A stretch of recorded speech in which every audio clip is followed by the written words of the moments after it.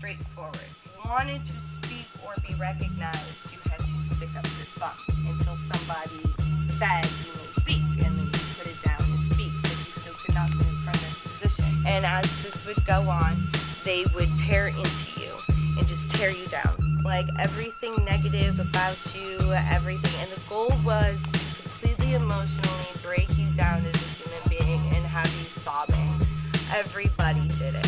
There was a few exceptions of myself and maybe 5 others when I first got there that wouldn't break during games. You'd have to keep going through games continuously until you broke. I didn't break it till after my 4th game. And it's very horrible. Like, it's a horrible thing for anybody to have to start going through. Now, once you've gone through your game, then they start building you. I ended up, they didn't know where to put me per se. I had no diagnosis. I have an IQ of 136. I had graduated high school. I kept bugging them about when I was starting college, like they said I was going to be. I ended up with what I now know as a handler. I had my own personal psychologist. I was her only patient, and she was the only person I spoke to. She would come grab me on a daily basis, and she would bring a dog. And she was very nice to me. A dog? First. A dog, yes. It was an Australian Shepherd. And she would walk me around the hospital grounds, and mainly we'd walk through the syphilis yards because that hospital is very old and huge, and they have old graveyards that are overgrown from where the patients died of syphilis in the turn of the 20th century. And now my handler in this facility is telling me I need to stay there till I'm 22. And I don't understand that. Yeah. And I started to realize that the time that I'm in this facility is not counting as time served on my books.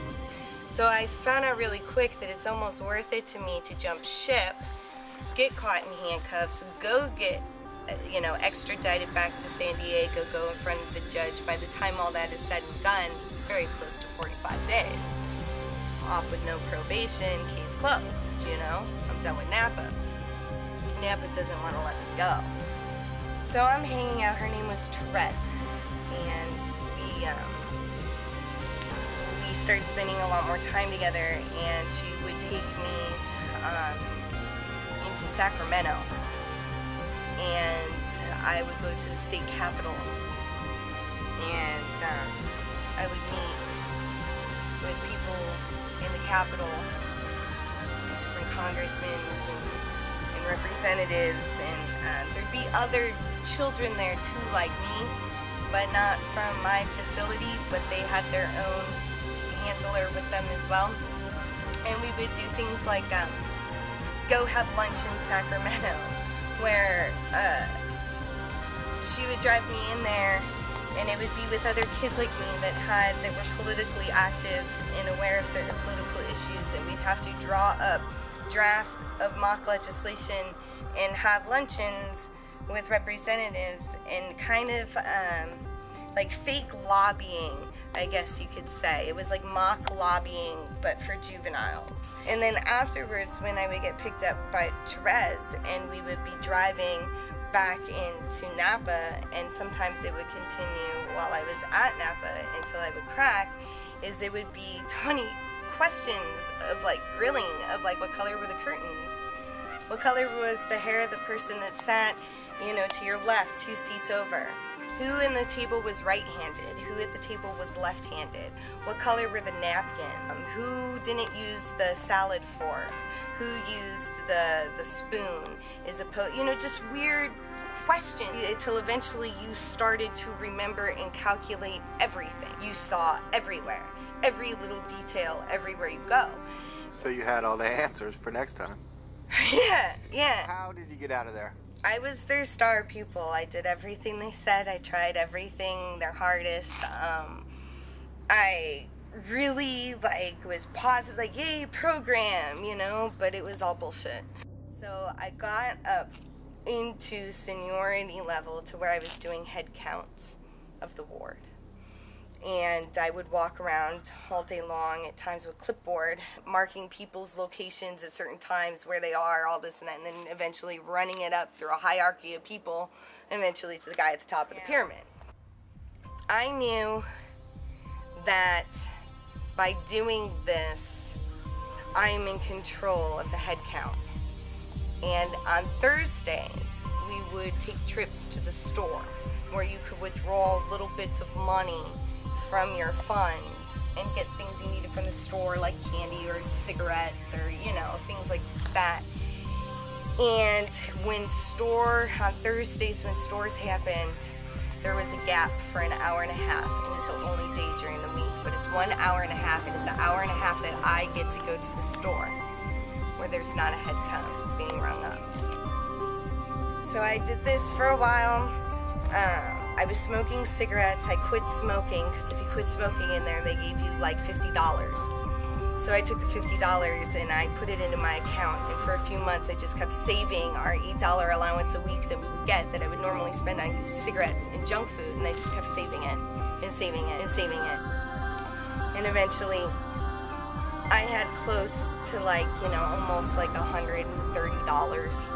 I knew that I just couldn't go to the counselor that handled our money and say, hey, I need $130. Like, they won't let you just take it out. Like, they just won't. There's 20 questions, what do you need it for, you know, and it looks suspicious. I had faith in God, and I knew He was going to get me out of there. In the morning, I left. It was a beautiful sunny day. And that morning when I woke up, I looked up in the sky and there was a rainbow. There was a rainbow in the blue sky without a cloud in it. And I knew this was my day. And if I didn't go, it was just going to get really bad and worse. And I had to go. I got onto the ward that day because at this time they had transferred me to a separate house where I was living just with my handler and other people with their handlers. They had transferred me completely off of the main ward. That morning they brought me back to the house, and I grabbed my clipboard for head counts and I started running them, and I was so nervous because I knew that this was the day. I can't explain it. I can't explain it. I just knew that I was leaving that day. And I was trying to act normal, and I went about, like, you know, running up the head counts. And when I went to the counselor, my counselor to get my money that I would get for the store, she was sick that day. She wasn't there. And it was somebody I'd never seen before. She was brand new, and she didn't know the policy. And she gave me all of my money, no questions asked. She asked a little bit, like, is this routine? I said, oh yeah, it's routine. I'm all, Diane does it for me all the time. I said, you know, because sometimes they get stuff for other people. We buy, you know, for potlucks. She gave it all to me, every single bit of it. Now, when I had gotten back to the ward that morning, I had hid a bag behind the building when I ran some head counts. I had to make sure nobody saw me, but I hid it, and it was in a bush. It sat there all day, and I was so nervous that someone was going to find it and say something, because they conditioned everybody to rat on everybody. Like, nobody, like, you didn't know, like, I couldn't tell anybody I was leaving that place. Nobody could know. Like, even though I had friends in there, people I cared about, I couldn't tell anyone. It was my turn to go to the store. I hid the clipboard, I grabbed the backpack, and I ran. And I ran and I jumped the fence, and I cut myself pretty bad. Like, I still have scars on my arm. Across the street from the hospital grounds, there was a Denny's. I went to the Denny's where there was a payphone, and I called the Metro bus system to get the bus schedules so I could get into San Francisco. When I got the bus schedule, the bus stop was right across the street from the main entrance of the hospital, and I had to wait 20 minutes.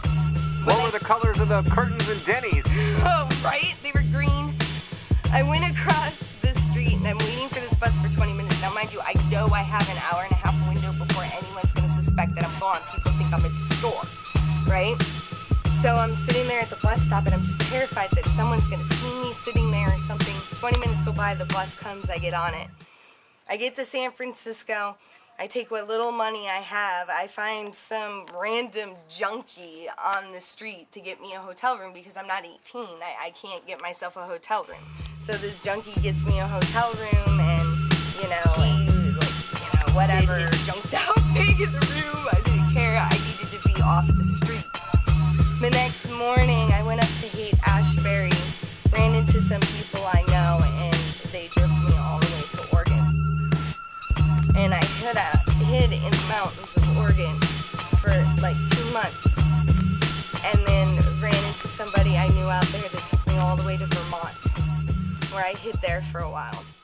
Right before I started to turn 18, I decided I want to come back to San Diego, do my time on my books in petition to the judge to close my case. Because the whole time he said the only reason he kept messing with me is because I wasn't 18. Other than that, he didn't care what I did. I was just a kid. Yeah. Go ahead. That's how I got out of there.